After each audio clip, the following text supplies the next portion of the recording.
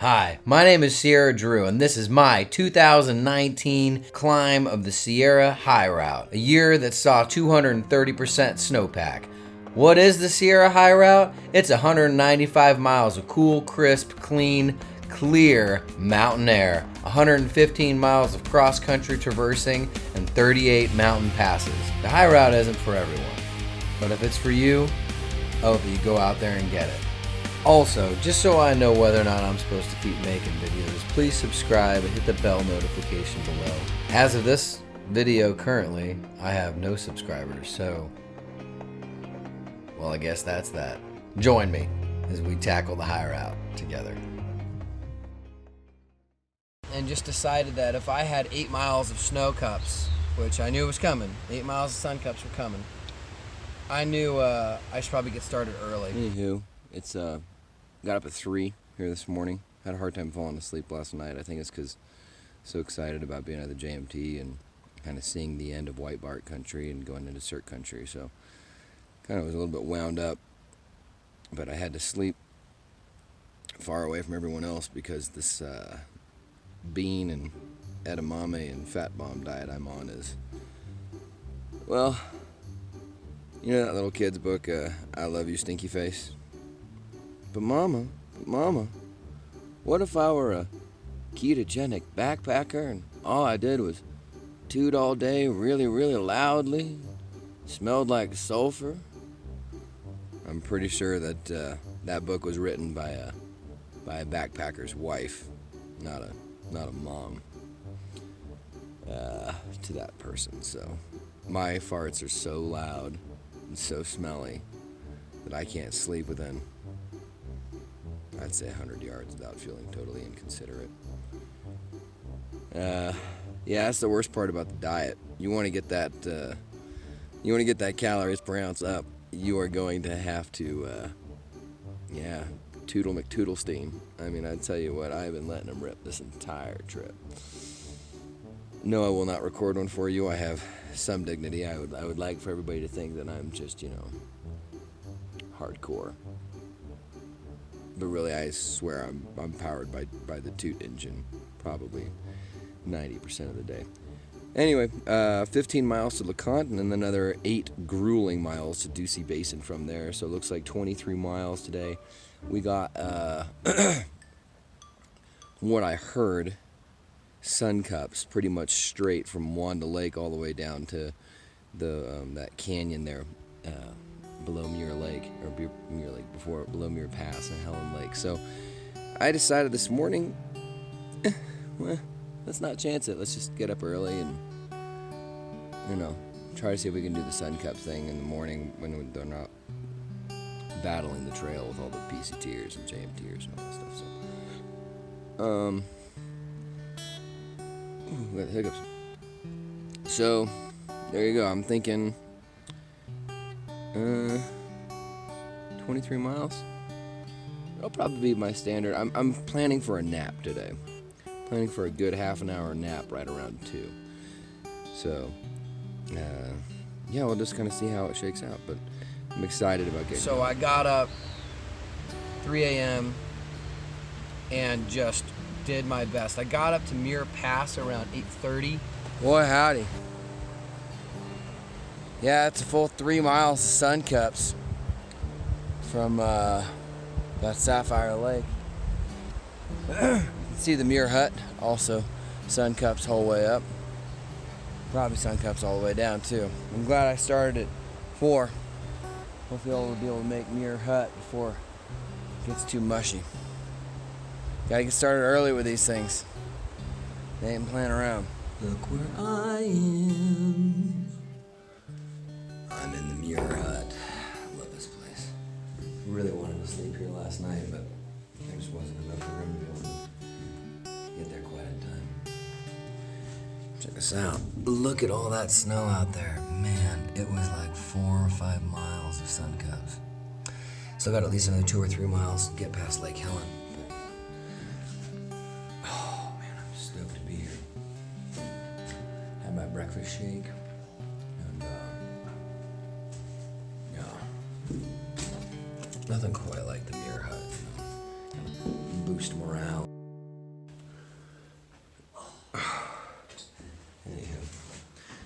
Say what's up. What's up? You just made my high route documentary, bro. What's your trail name? My trail name is Jesus Feet. Jesus Feet. Jesus Feet, yeah.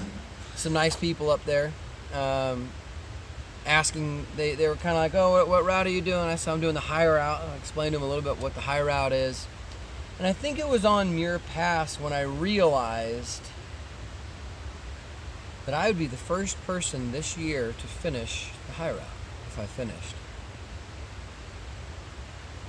And all of a sudden, that thought meant something to me. Because in a year where it was the most snow we've had on record in ages, it meant something to be the first person to be, I don't want to say brave enough, or stupid enough, or courageous enough to go out into the snow and just come hell or high water, figure it out. Figure out the high route. And I started developing this notion that I really wanted that. I wanted to be the first and only person, even if it was only for a week, of 2019 who did the section hike, through hike the entire high route. So I had fun on Muir Pass, chatting with everyone, and then kind of went back down the hill. Coming down from Muir Hut. That's like right there. The snow is just unreal this year. I mean, never mind the high route, just the snow volume. It's cool to see.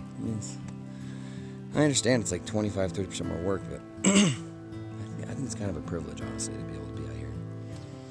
Kind of do that. So we're gonna haul balls down.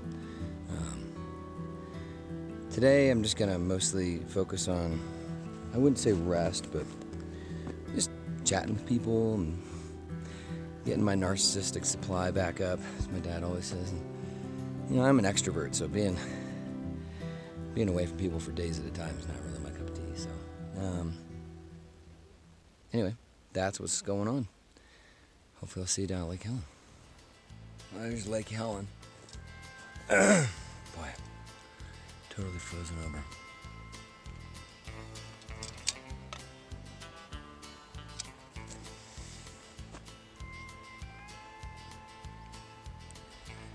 Yeah.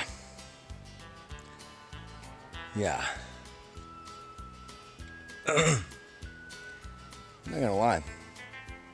JMT miles suck. Not just because they're like, oh, check that out.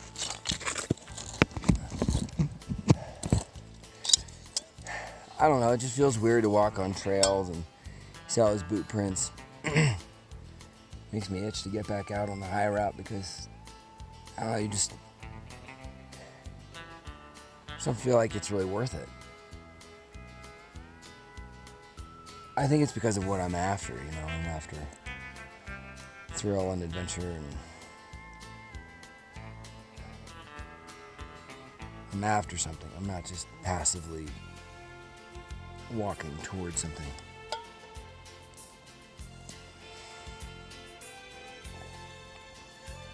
Yeah, well,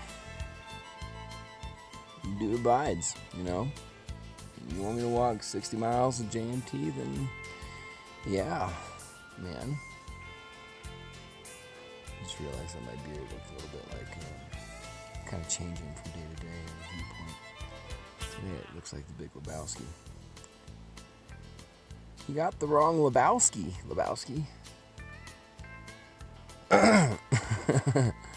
Anyway, cheers.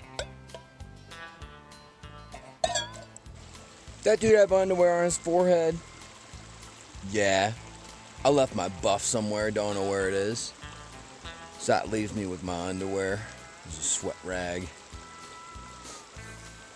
Same sweat, right? Doing its thing, just pick it up, sweat and stuff. Ex officio underwear. Not just for your under. It can also be for your under your hat. Alright, so Gore-Tex boots management class. Here's the deal. Everybody says don't use Gore-Tex, they're too heavy, rain, blah blah blah.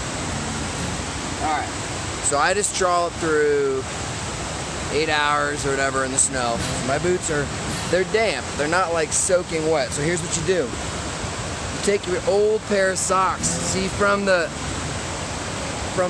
top up, it's actually dry. Not a big deal. To actually take that part of the sock, dry out the inside of your boot, right? And then you put it on the outside of your pack to dry. And then you put your dry socks on. Not complicated. It actually does take a little bit of work, but what you get in terms of ankle support and protection and, maneuverability, comfort, safety, good God. I'll take a Vibram-soled Gore-Tex boot any day of the week, twice on Sunday. So it takes a little bit of management. You know what? My kids take management. My wife takes management. My job takes management. The things that are most important and best often for you, they often do take some management. So your boots, look, put the ultralight hikers away, okay?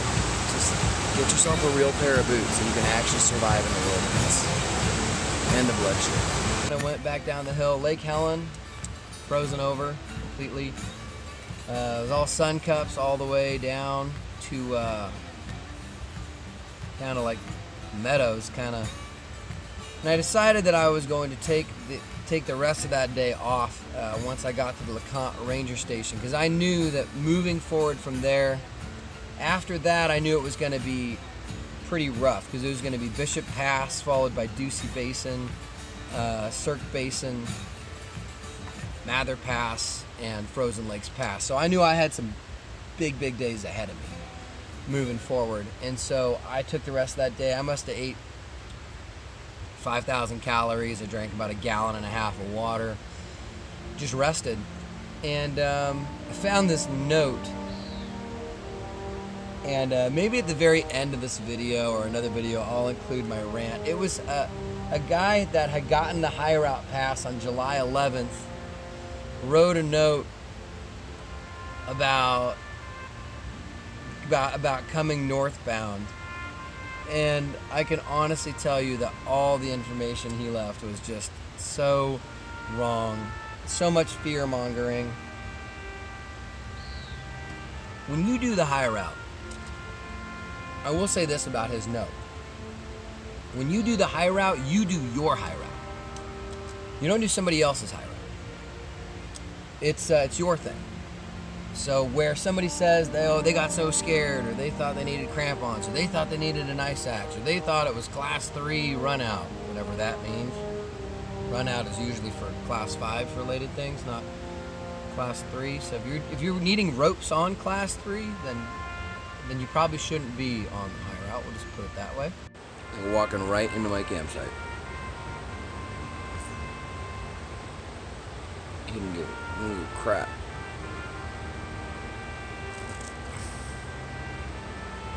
Seriously, I could throw a rock and hit it. I wouldn't though, because I love all of God's good creatures. See? Of course he is. He doesn't give a crap. Yeah. Good morning to you too. Heading up to Dusy Basin.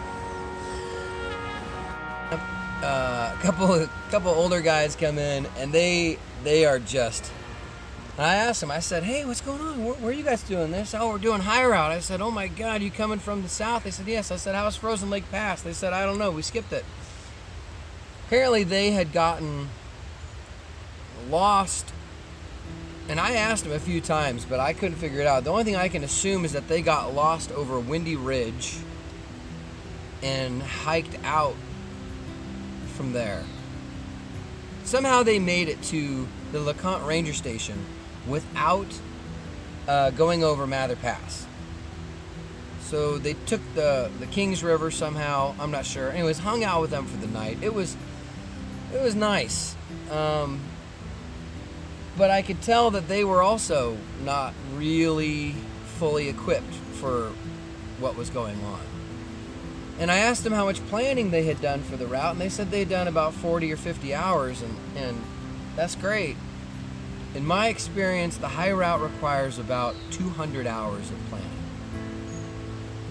It'll be 100 hours of planning for route navigation. That's your GPS, your maps, reading the book from cover to cover, marking all of your notes. You'll notice that on my maps here, I do lots of note taking, and this saved me so many times. You may have your GPS coordinates marked out, but if you don't understand the logic behind the GPS coordinates, you may not stick to them. You can't guarantee that you will be smart or that you will remember your logic when you plugged in those GPS coordinates. So marking notes down in maps, very important, and having physical maps too is very important, because if your phone dies or your battery dies or whatever, you got to have some physical maps. Otherwise, you'd be lost. You'd be completely lost. So I could tell these guys really hadn't put in quite all that planning. And then I asked them how Skurka Pass was, and they gave me some other pass that they thought was Skurka Pass, but wasn't the other Skurka Pass. So, it was kind of whatever it was. And then I got up to, went up the next morning, went up Bishop Pass, which was big, giant